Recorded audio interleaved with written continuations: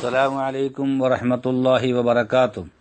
الحمد لله رب العالمين والصلاة والسلام على رسوله الكريم وعلى آله وصحبه أجمعين. ബഹുമാനപ്പെട്ട ഇമാം സുയൂത്തി തങ്ങളുടെ കിതാബ് സുആലി വൽ ജവാബ് എന്ന കിതാബിന്റെ വ്യാഖ്യാനമാണല്ലോ ബഹുമാന്യനായ ബാബ ഉസ്താദ് എഴുതിയ സഹാബ് സുലാൽ. അതിന്റെ അടുത്ത 6ാം ക്ലിപ്പാണ് ഇവിടെ പറയുന്നത്. ഇവിടെ നാം ബഹുമാനപ്പെട്ട ഇമാം സുയൂത്തി തങ്ങളുടെ ബെയ്ത്തുകൾ അല്പാൽപം വായിച്ച് അർത്ഥം പറയുകയാണ്. ഇഅലം ഹദാകല്ലാഹു ലിർറശാദി മുവഫഖൻ ലിതുറുഖിസ് സദാദി. അറിയണേ, അല്ലാഹു തആല നിനക്ക് നേർമാർഗം തരട്ടെ മോനെ, വലിയ തൗഫീഖും നന്മയുടെ വാതയാനങ്ങളിലേക്കുള്ള പ്രവേശനവും അല്ലാഹു നിനക്ക് നൽകട്ടെ. അന്നല്ലദീ അലൈഹി അഹ്ലുസ്സുന്ന ബിഹുജജിൻ അംളാ മിനൽ ആസിന്ന. അഹ്ലുസുന്നത്തി വൽ ജമാഅത്തിന്റെ വിശ്വാസവും അതിന്റെ അടിത്തറയും ബിഹുജജിൻ അംളാ മിനൽ അസിന്ന, വാൾ മുനയേക്കാൾ ശൂല മുനയേക്കാൾ തുളച്ചു കയറുന്ന തെളിവുകൾ കൊണ്ട് സ്ഥാപിതമായൊരു വിഷയമാണ് ഖബറിലെ ചോദ്യം. അന്നാസു ആലൽ മാലകൈനി മൻ ഖുബിർ ഹഖുൻ വ ഈമാനുൻ ബിഹി ഫർളുൻ ശുഹിർ. 2 മലക്കുകൾ ഖബറടക്കപ്പെട്ടവരോട് വന്ന് ചോദ്യം ചെയ്യും എന്നത് ഹഖുൻ വ ഈമാനുൻ, സത്യവും നമ്മുടെ ഈമാനുമാണ്. ഈമാനും ബിഹി ഫർദുൻ ശുഹിറ, അത് നമ്മുടെ ഈമാനിന്റെ ഭാഗമാണ്, പ്രശസ്തമായതാണ്, വിശ്വസിക്കൽ നിർബന്ധമായ ബാധ്യതകളിൽപ്പെട്ടതാണ്.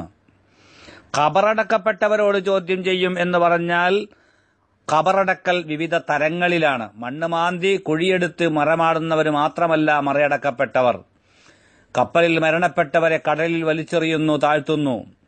ഛിന്ന ഭിന്നമായി പോകുന്ന മാംസപിണ്ഡങ്ങൾ, മൃഗങ്ങൾ കടിച്ചു കൊണ്ടുപോകുന്നവ, ഏതായാലുമാകട്ടെ, അങ്ങനെയുള്ളത് സകല ജഡങ്ങളും സകല ശരീരങ്ങളും സകല അർവാഹികളും അവയോടൊക്കെയും ചോദ്യങ്ങളുണ്ടാകും.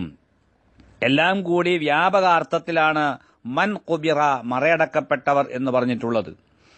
അതാബിഹിൽ ഖുർആനു ബിൽ ഇശാറ വവഫഖത് ആയാതഹുൽ ആസാറ. അള്ളാഹുവിന്റെ ഖുർആൻ ഇത് തെളിവ് കൊണ്ടുവന്നിട്ടുണ്ട്, സൂചന നൽകിയിട്ടുണ്ട്. ആ ഖുർആനിക ആയത്തുകളോട് അൽ അസാറത്തു, ഹദീസുകൾ യോജിച്ചിട്ടുമുണ്ട്. വാഫഖത്ത് ആയാത്തഹു, ഖുർആനിന്റെ ആയത്തുകളോട് യോജിച്ചു വന്നിരിക്കുന്നു ഹദീസുകൾ, അസറുകൾ. തവാതറത് ബിഹിൽ അഹദീസുല്ലതി ഖദ് ബലഗത് 70 ഇൻദൽ ഇദ്ദാ. എണ്ണുമ്പോൾ 70ഓളം എണ്ണം വരുന്ന ഹദീസുകൾ മുത്തവാത്തിറായി, നിഷേധിക്കാൻ പറ്റാത്ത വിധമുള്ള ഹദീസുകളായി തുടരെയായി വന്നിട്ടുണ്ട്. ആ ഹദീസുകളിലൂടെയും ഖുർആനിലൂടെയും സ്ഥിരപ്പെട്ട സംഗതിയാണ് ഖബറിൽ ചോദ്യമുണ്ടെന്നത്. വൽ ആയതു സുആലു ഫീഹാ കാമിനുൻ യുസബ്ബിതുല്ലാഹുല്ലദീന ആമനൂ. യുസബ്ബിതുല്ലാഹുല്ലദീന ആമനൂ ബിൽ ഖൗലി സാബിതി എന്ന് ഖുർആൻ പറഞ്ഞ ആയത്തിൽ, ആ ഖുർആനിന്റെ വചനത്തിൽ ഈ ഖബറിൽ സുആലുണ്ട് എന്നത് അല്ലാഹു തആല പഠിപ്പിച്ചിരിക്കുന്നു.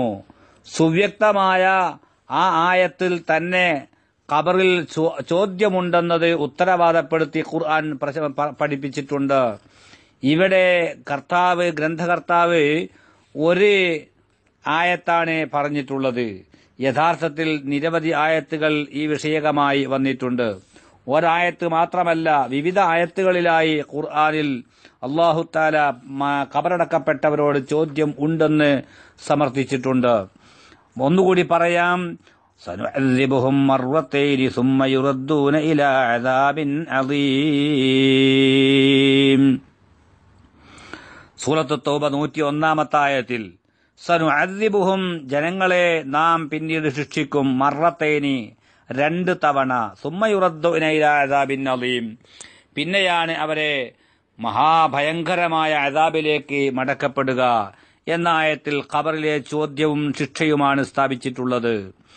വലനുദീഖന്നഹും മിനൽ അദാബിൽ അദ്നാ ദൂനൽ അദാബിൽ അക്ബരി ലഅല്ലഹും യർജിഊൻ. സൂറത്തു സജദ 21-ാമത്തെ ആയത്തിൽ വലനുദീഖന്നഹും മിനൽ അദാബിൽ അദ്നാ ദൂനൽ അദാബിൽ അക്ബരി, പരലോകത്ത് വരാനുള്ള മഹാഭയങ്കരമായ ശിക്ഷ, ആ ശിക്ഷയ്ക്ക് പുറമേ ചെറുതായ ശിക്ഷയും നാം അവർക്ക് രുചിപ്പിക്കും. ലഅല്ലഹും യർജിഊൻ, അവരുടെ എല്ലാ സകലവിധ തിന്മകളിൽ നിന്നും ഈ ശിക്ഷകൾ ആലോചിച്ചുകൊണ്ട് പിന്തിരിയുന്നതിനും വേണ്ടി. അപ്പോൾ രണ്ടു തരം ശിക്ഷയുണ്ട്. ഒന്ന് ഖബറിലെ സുആലിനെ പറ്റിയും ശിക്ഷയെപ്പറ്റിയുമാണ് പറഞ്ഞിട്ടുള്ളത്. ഇങ്ങനെ നിരവധി ആയത്തുകളിലായി ഖുർആനിൽ അല്ലാഹു തആല ഇങ്ങനെ ഖബറടക്കപ്പെട്ടവരോട് വിചാരണയും ചോദ്യവും ശിക്ഷയുമുണ്ടെന്ന് സ്ഥാപിച്ചിട്ടുണ്ട്. അതിനു പുറമെ തന്നെ ധാരാളം 70ഓളം ഹദീസുകളിൽ അത് വന്നിട്ടുണ്ട്. വൽ ആയത്തു സുആലു ഫീഹാ കാബിനുൻ യുസബ്ബിതുല്ലാഹുല്ലദീന ആമനൂ ബിൽ ഖൗലി സാബിതി എന്ന ആയത്ത് ഈ വിഷയത്തിൽ വളരെ നസ്സാണ്. അത് വളരെ ഉത്തരവാദപ്പെടുത്തിക്കൊണ്ട് അല്ലാഹു തആല ആയത്തിലൂടെ ഖബറിൽ ചോദ്യമുണ്ടെന്ന് അറിയിച്ചിട്ടുണ്ട്. അപ്പോൾ ഖബറിൽ ചോദ്യമുണ്ട്, വിചാരണയുണ്ട്, ശിക്ഷയുണ്ട് എന്നത് ഖുർആൻ കൊണ്ടും ഹദീസ് കൊണ്ടും സ്ഥിരപ്പെട്ടിട്ടുള്ള സംഗതിയാണ്. ഖുർആനും ഹദീസും കൊണ്ട് സ്ഥിരപ്പെട്ട ഒരു വിഷയം ലോകത്ത് ഒരു മുസ്ലിമിനും തള്ളാനോ നിഷേധിക്കാനോ നിർവാഹമില്ല. അപ്പോൾ നമ്മുടെ ജീവിതം ചില്ലറയല്ല, നമ്മളെ വിചാരണ ചെയ്യപ്പെടുന്നവരാണ്. നാം ആ വിചാരണയെ ഖബറിൽ കിടക്കണമെന്ന ബോധത്തോടുകൂടി മാത്രമേ ഏതൊരു പൗരനും ജീവിക്കാൻ അവകാശമുള്ളൂ. മറ്റൊരു മറുജീവിതത്തെ മറന്നുകൊണ്ട്, പരലോകത്തെ വിസ്മരിച്ചുകൊണ്ട്, ഖബറിലെ അദാബിനെ വിസ്മരിച്ചുകൊണ്ട്, ഖബറിലെ അദാബിനെ തള്ളിക്കളഞ്ഞുകൊണ്ട്, ഖബറിൽ അല്ലാഹു തആല ഇത് ചോദ്യം ചെയ്യുമെന്ന ബോധമില്ലാതെ, ആരോടും ഒരു ഉത്തരവാദിത്തമില്ലാതെ ഒരു തിന്മകളിലേക്കും ഒരു തെറ്റുകളിലേക്കും മനുഷ്യൻ പോകാൻ പാടില്ല എന്നാണ് ഇവിടെ നാം മനസ്സിലാക്കേണ്ടത്. അല്ലാഹു നമ്മെ കാത്തുരക്ഷിക്കുമാറാകട്ടെ. വആഖിറു ദഅവാന അനിൽ ഹംദുലില്ലാഹി റബ്ബിൽ ആലമീൻ. അസ്സലാമു അലൈക്കും.